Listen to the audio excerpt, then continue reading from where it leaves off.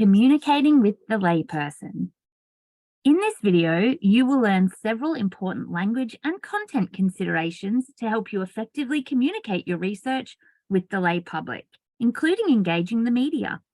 These language and content considerations can be used in developing an elevator pitch or a story for your research. But first things first, who is the layperson? You can, and indeed you probably have, used terms such as lay public or general public, average person or lay person interchangeably. But exactly who are we referring to when we do say lay person or lay public? We're talking about any non-professional, that is, someone who is not trained, qualified, nor experienced in your area of expertise. That is, in your discipline or your subject area. So anyone who fits this description is the lay public or a lay person.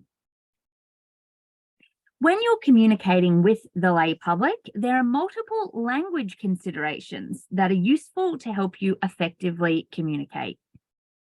For starters, whether writing or speaking, you will communicate most effectively if you use plain English.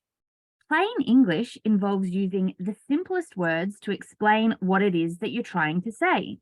Often, the simplest words are also the shortest.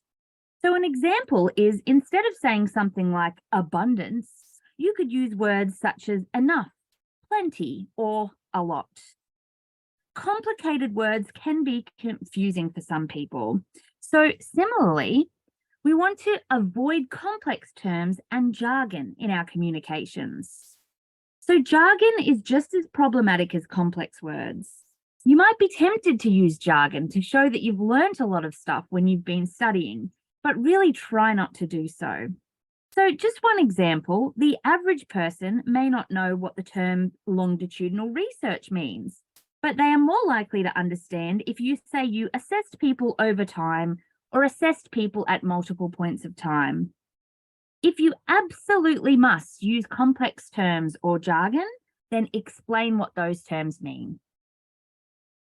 Contrary to academic or formal writing, when you are writing for the layperson, or indeed when you're speaking to the lay public, you can use contractions.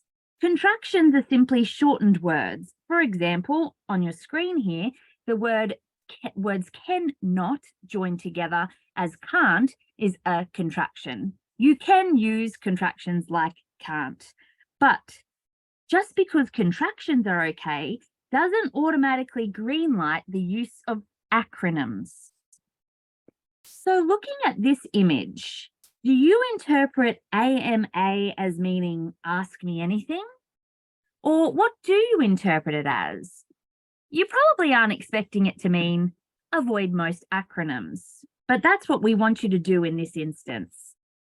So even acronyms that you think are common may not be familiar to the lay public and therefore can demand effort to remember. So in some circles, AMA might mean Australian Medical Association. For other people, it might be the Australian Motorcycle Association. Similarly, AMA could mean American Music Awards, American Marketing Association, American Medical Association. So depending on who the lay public is that you're communicating with, they can get confused if you use acronyms, and therefore just avoid them when you can. Specifically when it comes to writing for the lay person, it's best practice to use simple punctuation. Sure, we know you've honed your writing skills in your years of academic writing, and it's unfortunate, but the lay public is really going to appreciate you using the most simple and indeed minimal punctuation. So try to avoid using things like semicolons and em dashes or brackets. Also, some unnecessary punctuation can be avoided. So little things like avoiding full stops at the end of headings. It can be quicker for the lay public to read if we keep out this unnecessary punctuation. To engage the lay person, whether speaking or writing, try to use mostly short sentences. Now, of course, we can't speak with every sentence being very short. That would sound and read quite strange. We do want to aim for most sentences, though, to be 15 to 20 words or less, but have some variety. A mixture of long and short sentences can provide a better flow, which can increase the ease of reading when someone's reading your content. And when speaking, it can be easier to digest shorter sentences, although a few longer ones in there also make conversation flow. Best practice is to use inclusive language to increase the likelihood that your communications will be favoured or received favourably. So what we mean by this is using personal pronouns like we, our, you, and your will increase the likelihood your communication will be perceived as friendly, personal, engaging, and even helpful. You may also wish in your communications to avoid gendered pronouns like he or she and simply use the terms they, them, their in all instances. Written and spoken communications will benefit from an active voice rather than a passive voice. An active voice is all about verbs. These are words to describe actions, states, or occurrences. So an active voice is more conversational than passive, and conversational tone is more engaging and easier to understand. So as an example, instead of saying several surveys were completed by participants, which is a passive voice, you could say participants completed several surveys. Regarding your words, also be mindful of economy of expression. Being economical in your words involves cutting out repetitions, long-winded expressions, and meaningless words. There are many useful examples that you can search for how to cut down your writing to be clearer and more concise. But for example, things we commonly say like in regards to can be simply cut down to just saying regarding. So in regards to the results we found could instead be regarding the results we found. When communicating with the lay public, there are multiple content considerations. For starters, play it safe and always assume that the person you're speaking to has absolutely no prior knowledge of your research area. If you assume no prior knowledge, you're more likely to provide a little bit of context and background information, which never goes astray. Context and background information helps the person understand why you did what you did and why it matters. Again, always a good thing. To ensure clear communications, separate your ideas. So when you're writing, aim to provide only one idea per sentence and one theme or argument per paragraph. When speaking, try to speak about one idea before moving on to the next. Mentioning multiple ideas or themes at once can be a quick way to confuse your audience.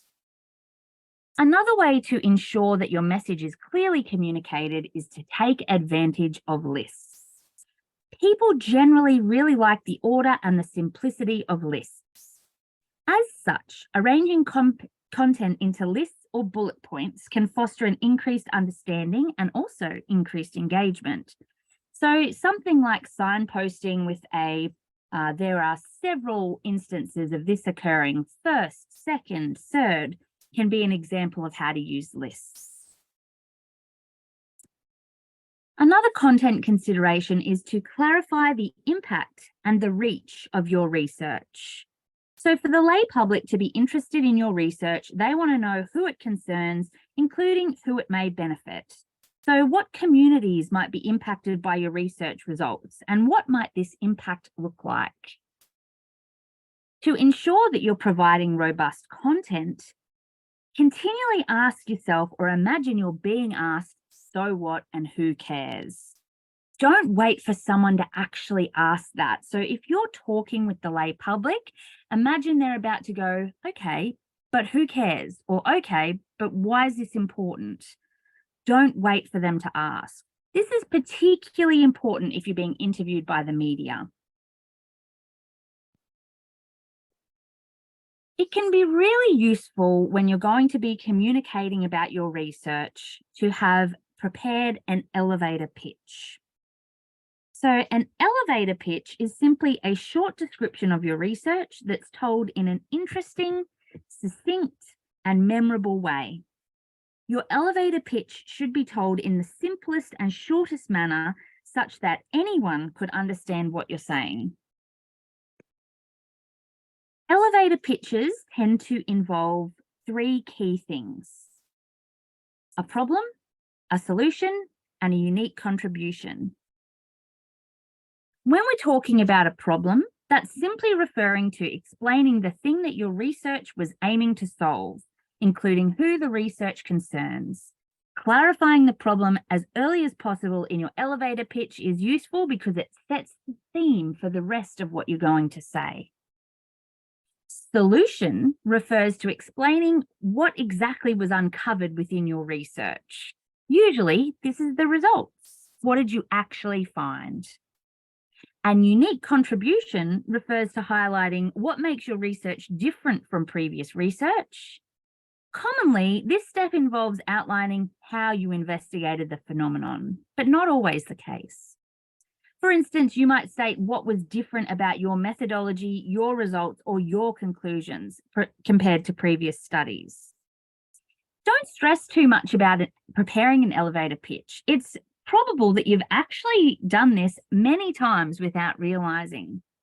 But as a little bit of a challenge, consider whether you can develop a single sentence pitch. So a single sentence pitch would be a very wonderful soundbite if you happened to be interviewed by the media. Another important consideration for communicating your research with the lay public is to use storytelling. People love stories. Stories capture our attention and they're more memorable than facts or data alone.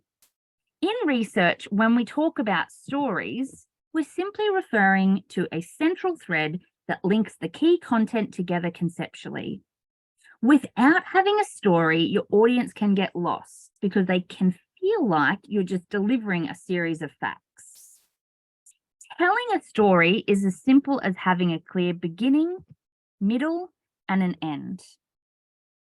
This beginning, middle, and end is linked together in a chain that subsequently becomes the story. The beginning of your story is where you provide background information on the topic. You give context to the person you're telling the story to.